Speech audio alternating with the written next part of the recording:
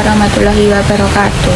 Perkenalkan, nama saya Cahya Putri Wijayanti dengan NIM 044 dan teman saya Karlen Santosa dengan NIM 045. Di sini kita akan mempresentasikan tentang perlindungan hukum hak ulayat masyarakat adat dalam hukum agraria Indonesia, studi putusan MK dan perbandingan dengan Selandia Baru. Konsep dan makna hak ulayat. Indonesia dikenal sebagai negara yang memiliki keragaman masyarakat adat dengan sistem hukum adat yang hidup dan berkembang secara turun-temurun. Dalam konteks hukum agraria, salah satu bentuk paling penting dari hukum adat adalah hak ulayat.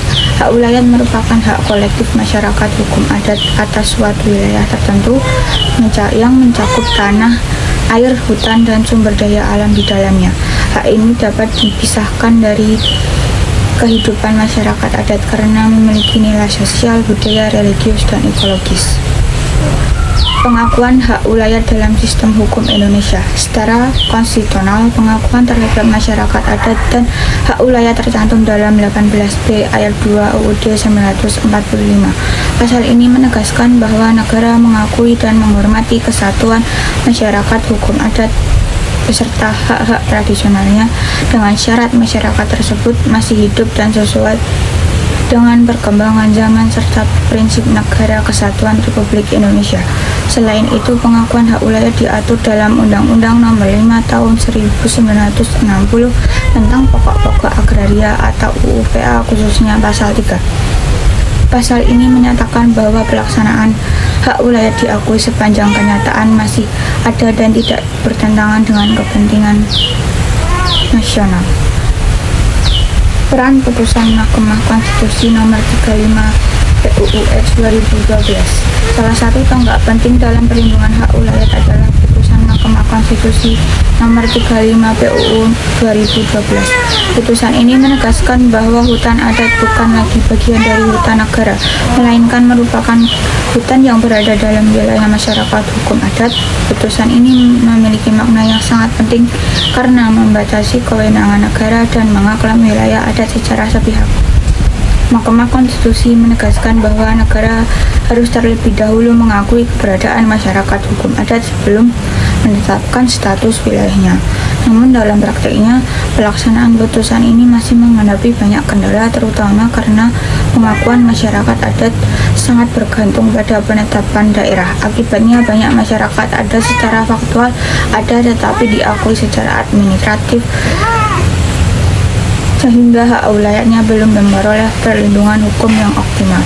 Selanjutnya akan dibacakan oleh teman saya.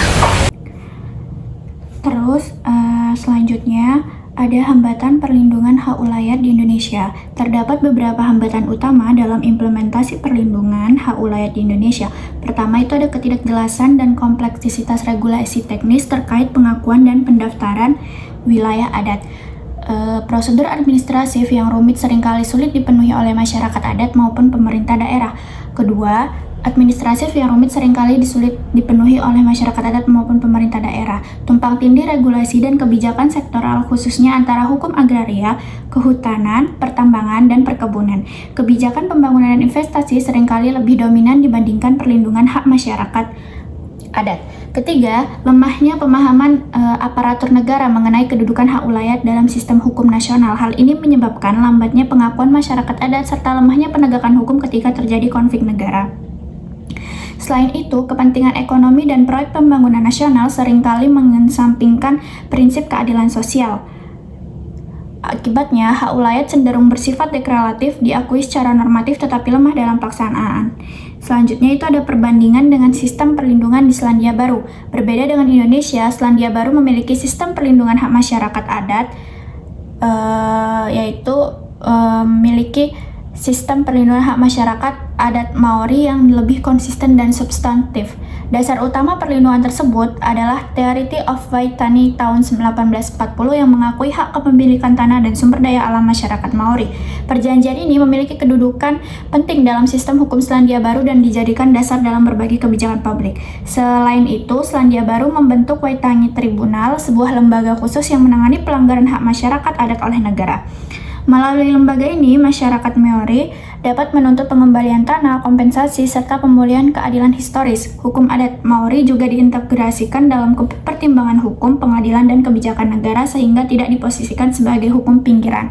Hal ini menunjukkan adanya komitmen politik dan hukum yang kuat untuk melindungi hak masyarakat adat secara nyata, bukan hanya secara normatif. Sebagai penutup, dapat disimpulkan bahwa Indonesia telah memiliki dasar hukum yang kuat secara normatif, telah memiliki dalam melindungi hak ulayat masyarakat adat baik melalui UUD 1945, UU PA maupun putusan Mahkamah Konstitusi. Namun, perlindungan tersebut belum sepenuhnya terwujud dalam praktik karena masih terkendala oleh regulasi yang tumpang tindih, birokrasi lemah, serta dominasi kepentingan pembangunan dan investasi. Perbandingan dengan Selandia Baru menunjukkan bahwa perlindungan hak masyarakat adat dapat berjalan efektif apabila didukung oleh kerangka hukum yang jelas, lembaga khusus, serta komitmen negara terhadap keadilan historis dan sosial. Oleh karena itu, Indonesia perlu melakukan reformasi hukum agraria yang lebih progresif, memperkuat pengakuan masyarakat adat, dan memastikan bahwa hak ulayat benar-benar terlindungi secara nyata. Mungkin hanya itu yang dapat kita sampaikan dan kita jelaskan. Kurang lebihnya kita mohon maaf. Wassalamualaikum warahmatullahi wabarakatuh. Bye.